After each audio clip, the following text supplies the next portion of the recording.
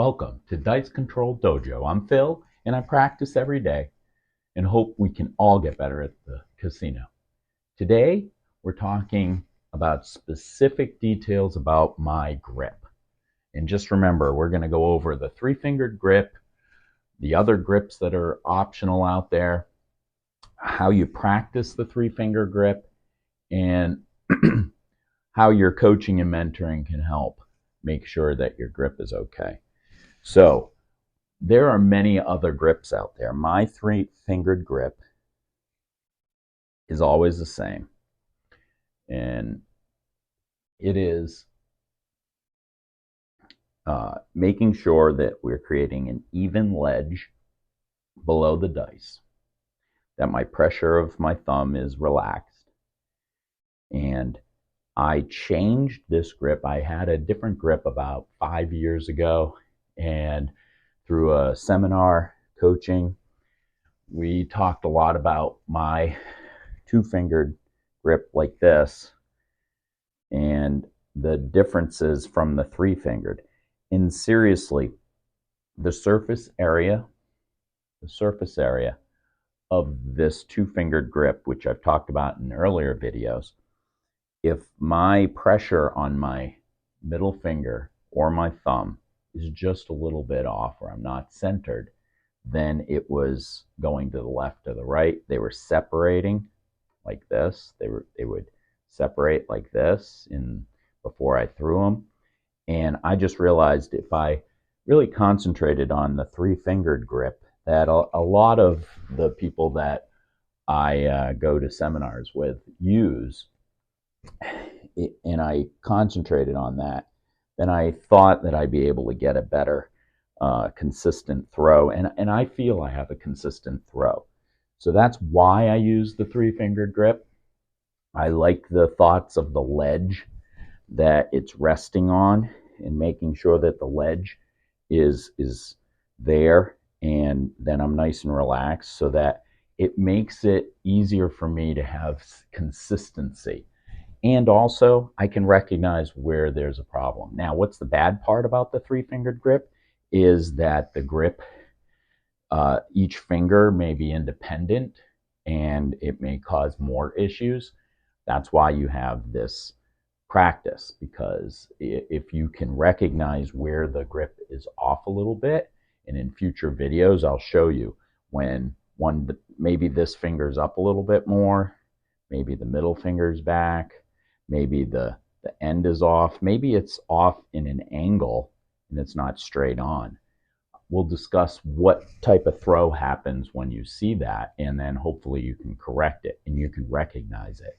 That's the important part of all of this, is you're at a casino, you got to make sure that everything's going right. And if you're dedicated on your practice and you're doing deliberate practice, you're going to recognize issues and be able to hopefully correct them, recognize what happened, and hopefully you get away with a lot of mistakes. Just remember, you're going to make a lot of mistakes.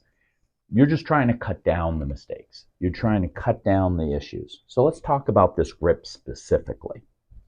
Once again, in the morning, we talked about the pickup, how important it is to get your dice ready to go and pick it up the exact same way. The last video was all about the pickup, making sure it's the same way each time so that nothing changes. And you want to make sure those dice are staying consistent. How did I do that? I used my gripper, and every morning, to make it easier for myself, I'd pick them up, then I'd grab a pen, and I'd mark my dice down. This is a permanent marker, but it'll also rub off very quickly. It doesn't last. So I make sure that my dice is consistent. So my first three pickups, I'm using the gripper, and I'm making sure that I'm picking them up at the same time. If you don't want to use a marker, I understand that, but it'll be interesting for you to do this.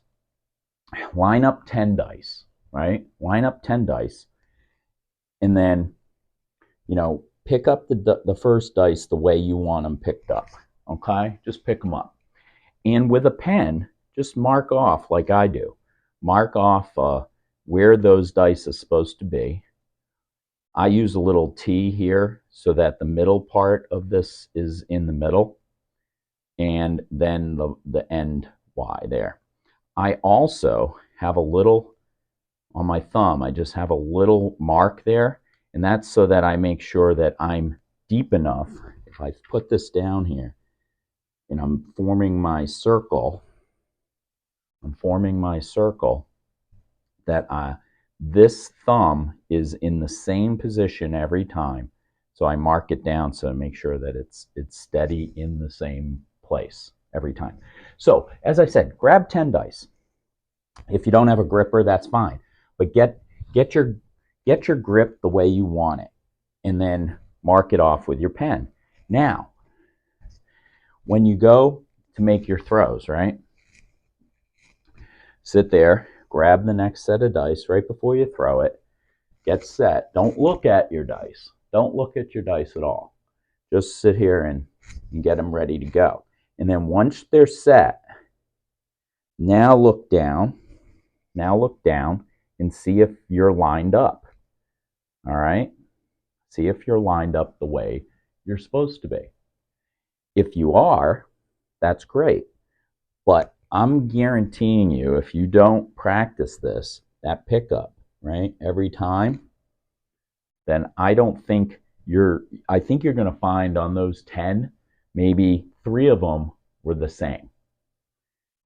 And if you let these go, right, if I have this lined up the way I want it, and before you throw it, line these up exactly the way they're supposed to be. Okay, so these are literally exactly how I painted them, right? And if you drop your dice,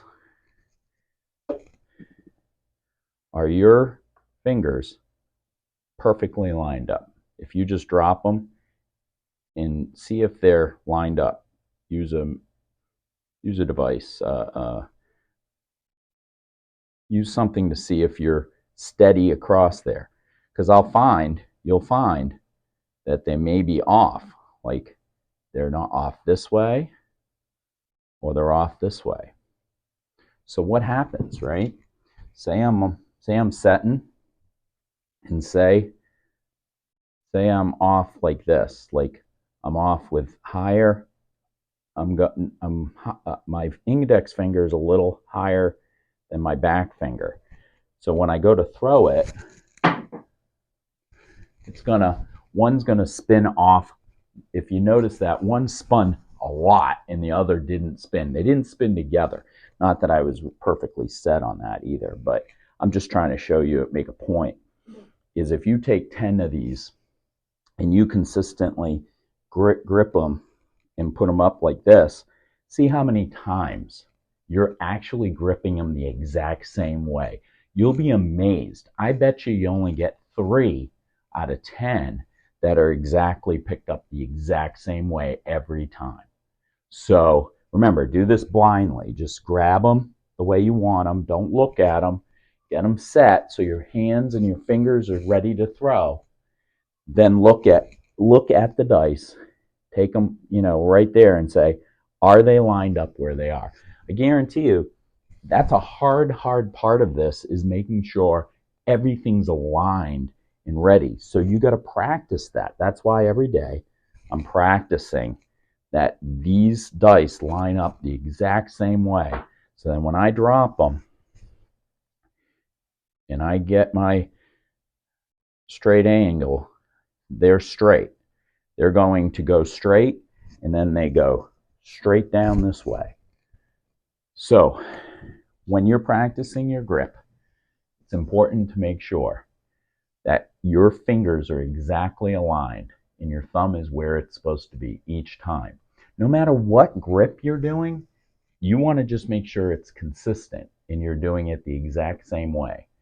So I use my 3-fingered, but whatever one you do, make sure you're doing that. And also, get some coaching and mentoring in there.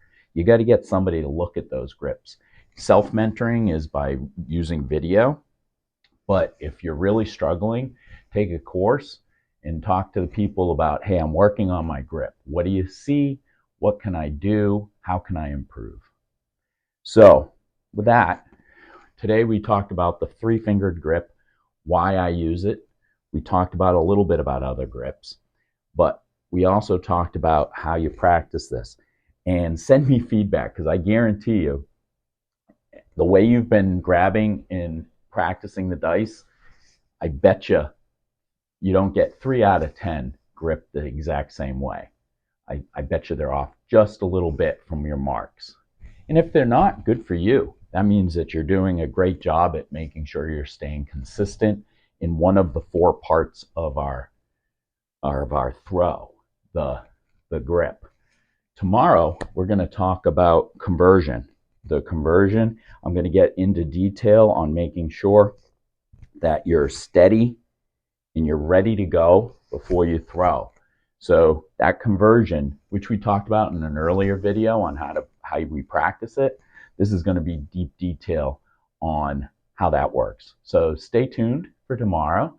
And as always, no matter what grip you use, the best way of making money at the casino is to throw for a long, long time.